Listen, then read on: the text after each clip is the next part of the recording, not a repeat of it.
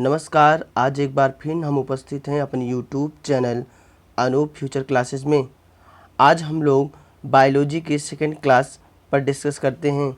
जो आज हमारा टॉपिक होगा वो है श्वसन तंत्र। देखिएगा, श्वसन तंत्र में मुख्य 7 इम्पॉर्टेंट पार्ट होते हैं, लेकिन इसमें आज हम सारे पर डिस्कस करते हैं। जो पहला होगा ये होगा नासाद्वार, और जो सेकंड होगा नासग्रासनी है, और जो आपका थर्ड है ये कंठ है, जो आपका फोर्थ है वायुनली, 5 आपका है श्वसनिया, और 6 आपका फेफड़ा। यह फेफड़ा जो मनुष्य का एक महत्वपूर्ण अंग होता है, और 7 जो है आपका डायाफ्राम। देखिएगा, आज हम लोग श्वसन तंत्र के बारे में डिस्कस करते हैं। तो श्वसन तंत्र का सबसे पहले हम आपको चित्र स्ट्रक्चर दिखाते हैं। ये देखिएगा, जो श्वसन तंत्र का एकदम ऊपर का पार्ट है, ये जो आपका ऊपर का पार्ट दिखाई दे रहा है, ये आपका कंठ है।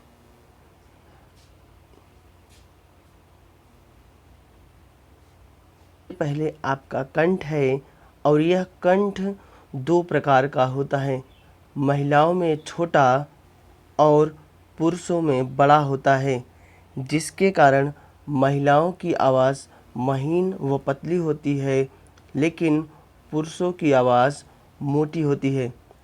अगला देखिएगा, जैसे कंठ के नीचे हम 12 सेमी नीचे आएंगे, ये देखिएगा 12 सेमी जैसे नीचे आएंगे, वही हमारी पूरी वायुनली है। याद रखिएगा, ये पूरी हमारी क्या है, वायुनली। वायुनली यह कंठ से 12 सेमी नीचे तक होती है, जिसे वायुनली कहते हैं। वायुनली में हाइलिन उपस्थित होता है, इसमें हाइलिन उपस्थित होता है, और हाइलिन का यह कारण होता है, यह जैसे साइकिल में ट्यूब होता है, और ट्यूब के कारण जो हवा होती है उसी तरीके से फूला रहता है। तो हाइलिन के कारण जो वायुनली होती है वो फूली रहती है, और ये आपका सी के आकार का होता है। सी के आकार रहने से ये चिपकने से आपस में वायुनली को रोकता है। फिर आगे देखेंगे, वायुनली आगे चलकर 2 भागों में विभक्त हो जाती है, जिसे श्वसनी कहते हैं। ये आपका जो छोटा सा पार्ट दिखाई दे रहा है, ये आपका क्या है, श्वसनी है। ये 2 भागों में विभक्त हो गया है, वायुनली आकर 2 भागों में विभक्त हो गया है।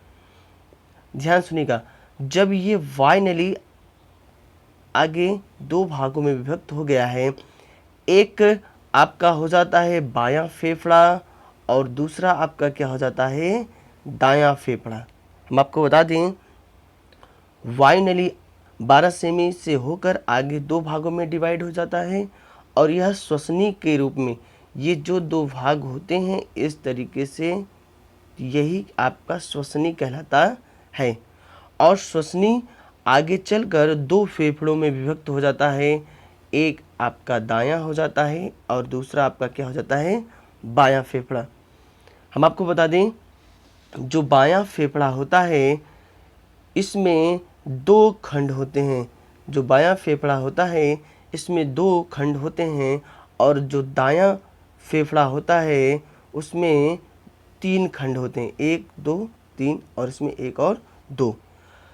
यहाँ देखिएगा, श्वसनी आगे चलकर 2 फेफड़ों में विभक्त हो जाता है, और एक आपका दायां फेफड़ा कहलाता है, दूसरा आपका बायां फेफड़ा कहलाता है। यहाँ देखिएगा, और ये फेफड़े 2 खंडों में डिवाइड हो जाता है। जो आपका बायां फेफड़ा होता है वह 2 खंडों में डिवाइड हो जाता है, जिसमें छोटे छोटे वायुकोष्ठ भरे होते हैं, जिसमें दोनों खंडों में वायुकोष्ठ बड़े होते हैं। और ऐसे ही दायां जो फेफड़ा होता है, यह 3 खंड होते हैं, इसमें भी वायुकोष्ठ भरे होते हैं, और इन दोनों फेफड़ों में मिलाकर कुल आपके 300 मिलियन वायुकोष्ठ भरे होते हैं। और ये वायुकोष्ठ वायु के होते हैं। जब वायु सांस लेते हैं, सांस के द्वारा ये फूलते और चिपकते हैं। याद रखिएगा, दाएं में 150 मिलियन और बाएं में भी 150 मिलियन, टोटल आपका 300 मिलियन वाई कोस्ट होते हैं। और देखिएगा, जो दोनों एक दूसरे से लगे होते हैं उसे डायाफ्राम कहते हैं। उसको क्या बोलते हैं? डायाफ्राम कहते हैं। और यहाँ पे देखिएगा, सबसे इम्पॉर्टेंट टॉपिक होता है, जो इन दोनों फेफड़ों के किनारे किनारे एक कवच लगा होता है उसे फ्लूरा सुरक्षात्मक कवच कहते हैं। यह आवरण होता है। इस आवरण, जो आपके एग्ज़ाम में ये सब बहुत इम्पॉर्टेंट क्वेश्चन पूछे जाते हैं। फ्लूरा क्या है? फ्लूरा क्या होता है? जो आपके दाएं और बाएं फेफड़ों की सुरक्षा करता है उसे फ्लूरा कहते हैं। और दाएं और बाएं फेफड़े में कुल मिलाकर 5 खंड होते हैं। उन पांचों खंड में 300 मिलियन वाई कोष्ठ भरे होते हैं। हम आपको बता दें, आप यहाँ से अच्छे से डायग्राम को देखिएगा और ये देखिएगा, एक बार फिर देखिएगा। सबसे पहले आपका कंठ होता है। कंठ से 12 सेमी नीचे तक वाइनली होती है। फिर आपका वाइनली में हाइलिन की उपास्थि होती है और यह सी के आकार का होता है, जो वायु रहता है। और वायुनली आगे चलकर 2 भागों में विभक्त हो जाता है जिसे श्वसनी कहते हैं। और श्वसनी जब 2 भागों में विभक्त हो जाता है तो वह एक दायां फेफड़ा बनाता है और एक बायां फेफड़ा बनाता है। आपके दाएं फेफड़े में 3 खंड होते हैं और उसमें वायुकोष्ठ भरे होते हैं। और आपके बाएं फेफड़े में 2 खंड होते हैं, 2 कोष होते हैं, उसमें भी वायुकोष्ठ भरे होते हैं। इन दोनों फेफड़ों और पांचों खंडों में मिलाकर 300 मिलियन वायुकोष्ठ होते हैं और यह डायाफ्राम से लगे होते हैं। और इम्पोर्टेंट इसमें क्या है, जो इन फेफड़ों और पांचों खंडों की सुरक्षा करता है, सुरक्षा कवच, उसे फ्लूरा सुरक्षात्मक आवरण कहते हैं।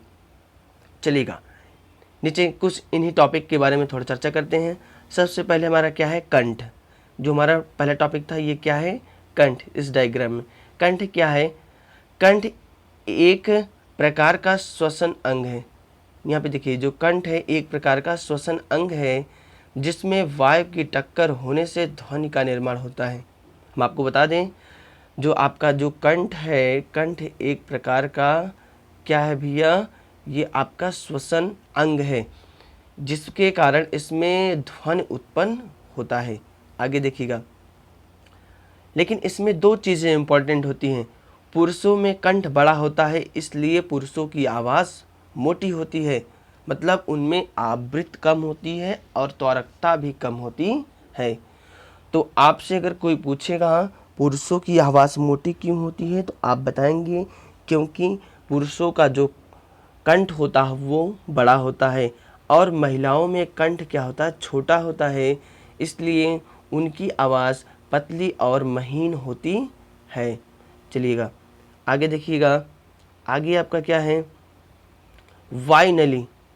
ध्यान देंगे, अभी जो मैं आपको बता रहा था, वायुनली क्या है? लगभग यह 12 सेमी लंबी संरचना है जो वायु को फेफड़ों में पहुंचाने का कार्य करती है। हम आपको बता दें, जो 12 सेमी की वायुनली है ये क्या करता है?